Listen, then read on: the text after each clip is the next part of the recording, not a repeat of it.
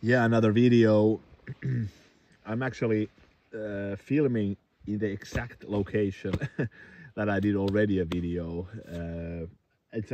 I normally want to do actually reviews with the channel, always from different locations, or I try to do. But we went here to fish with a friend. It's a nice evening, so I just thought, okay, I feel a bit lazy. I love this place where I'm at now, so we're going to do here some food prep later also. And yeah, so I just wanted to do like a proper review, or kind of a retake review, or whatever you want to call it. But it has been this knife already in my channel. I think the first video of the channel was with this knife and Jääkäripuukko, like a comparison of the two knives. And I just thought, like, I want to do kind of a also update a bit my opinions, and I have a bit like get a bit interesting info also for the knife and everything. So yeah, and I named the review a bit provocatively, like this is the best bushcraft knife in the world for the money. And yeah, of course, everything is debatable, so we can debate this to the end of the world, like which is the best bushcrafter.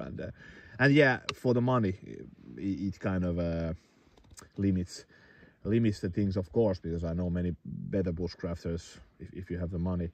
But this is, in my opinion, for what you pay, and I paid, I think like 69 euros of this knife. So you get so great knife, really, so absolutely great.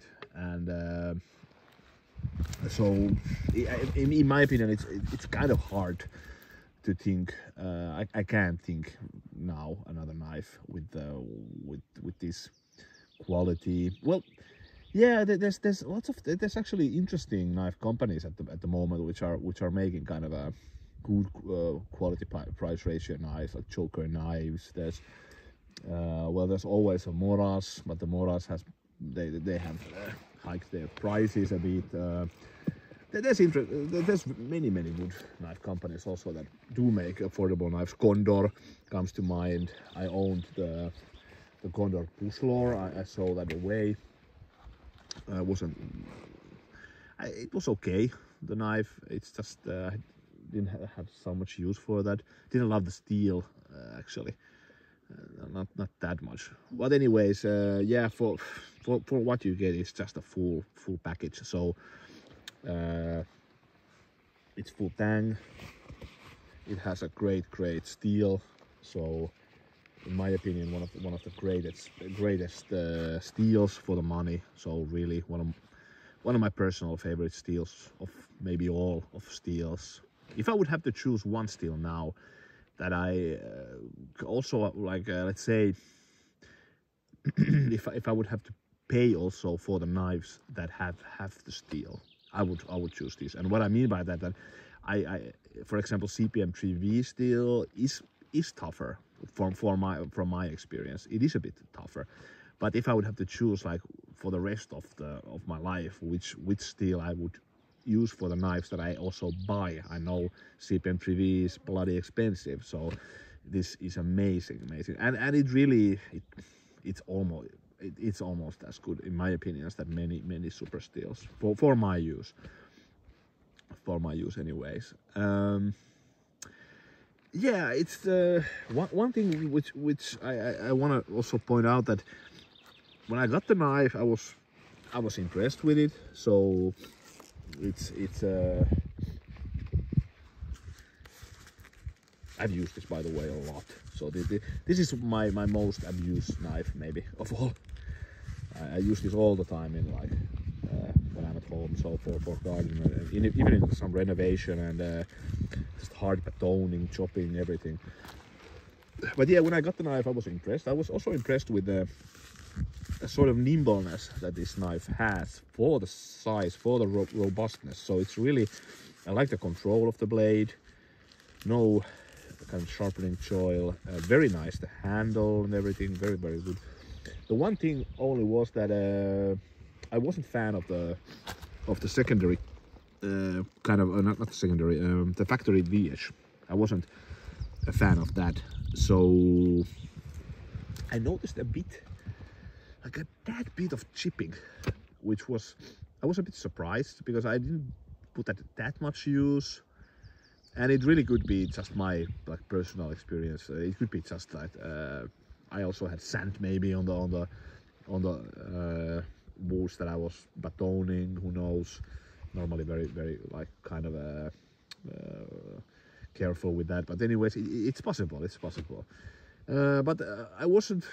Yeah, I just thought maybe I do convex, anyways, and then also the feather sticks weren't optimal. They were okay, kind of, but not in the way I would want to, like this kind of camp bushcrafting knife to be. So I did a secondary convex, and it improved immensely because after that I have used this knife even more, and zero chipping, like zero. I do believe that the convex makes it a bit tougher, and then like feather sticks much better. You can look the video. I did like this kind of before and after video of the convex. So you, in my opinion, you should definitely do that.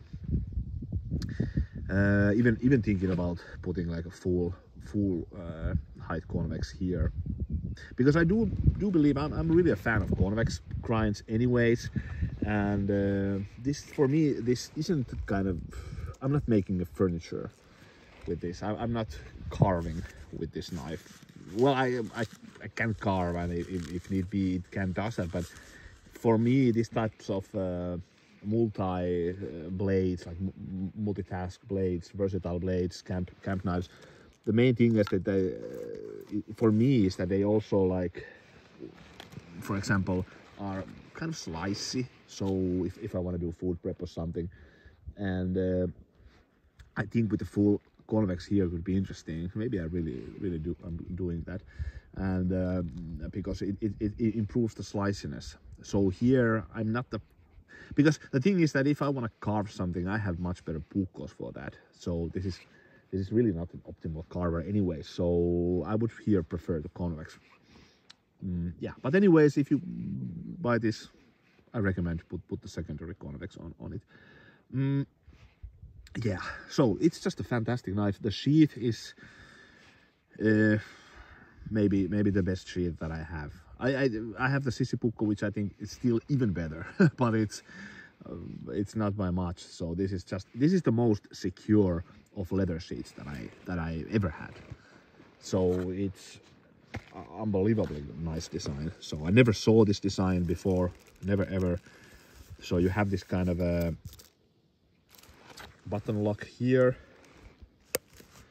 which closes, and that puts the knife in an absolute total secure. This is the reason why this is also very nice hiking knife. Also, by the way, one of the reasons I want to put the convex, because if I want to be 1 week hiking, I want to have as versatile blade as possible. So with the full height convex, this could be very nice. Yeah, now it's, the bottom is locked. This is never, this is going to drop here. If I want to use force like a lot, I could force it out. So, but in any case, this is just fantastic. And it's interesting, and by the way, I opened now the lock, it still has the knife like this. And this is very nice if you're camping or something, on a campfire. You can just have it here on the belt, so you have an easy access then. So fantastic design. And I have to say, like, yeah, I spoke with the owner of the Lauri Metalli, Timo Lauri, which makes the steel, the 80 CRV2 steel. I met him in the Puukkopäivät 1 week ago, and it was interesting because he said that he was taking part a lot also in designing the sheath. And we had quite a big chat, quite a long chat, I should say.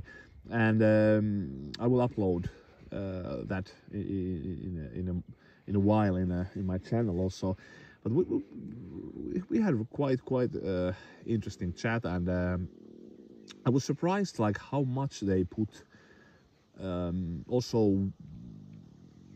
like effort on designing things. So Timo Lauri really is also he's one of the driving force, I must say, in a modern Finnish knife making, making this awesome steel in 3 generation. He's in 3rd generation of this company. It's in Kauhava, which is this very famous Finnish Puukko district. Yeah, so awesome company, great guy. But yeah, he was really kind of, he said that they tried, tested, they developed this sheath in quite a long time. So they didn't just, sometimes I feel like knife makers or sheath makers, whatever, but I feel like they just kind of, they have an idea for a sheath, and then it's kind of good on paper maybe, but then maybe they haven't really tested it. But this, Timo Lauri said that they tested this sheath like a lot. So they had different variations of it. The buttons were a bit different, everything was a bit different, and then they put 1 week this knife for test or even more, and then okay, let's improve this, so and so forth. And then at the end they had this, and everybody was happy, and the customers and the whole world that has used this knife is happy. So I told Timo that this is really one of the greatest sheaths around, and still for the price. Come on, so this is much better sheath than much more expensive knives has. That's kind of really really kind of weird. Yeah, but anyway, what more to say about this? It's a great camping knife. It's a great hiking knife, to be honest. Also, it does everything you want the knife to do, and even more, like with the robustness and everything. And I like the handle. I like the sort of, it's kind of manageable for the big size. There's the smaller version also. Maybe I should get that one also. I do prefer here the bit longer blade, because I use this so much just on campfire or just in our garden and making fire or something. So it's just nice to have a bit more length for batoning. And yeah, so, and it does the feathers. Yeah, here it curls very nicely. Maybe I actually should even demonstrate it, that I'm just not talking. Yeah, but when it didn't have the convex secondary bevel, it wasn't really that good. It was a bit wanted to bite. It was hard to find a kind of a nice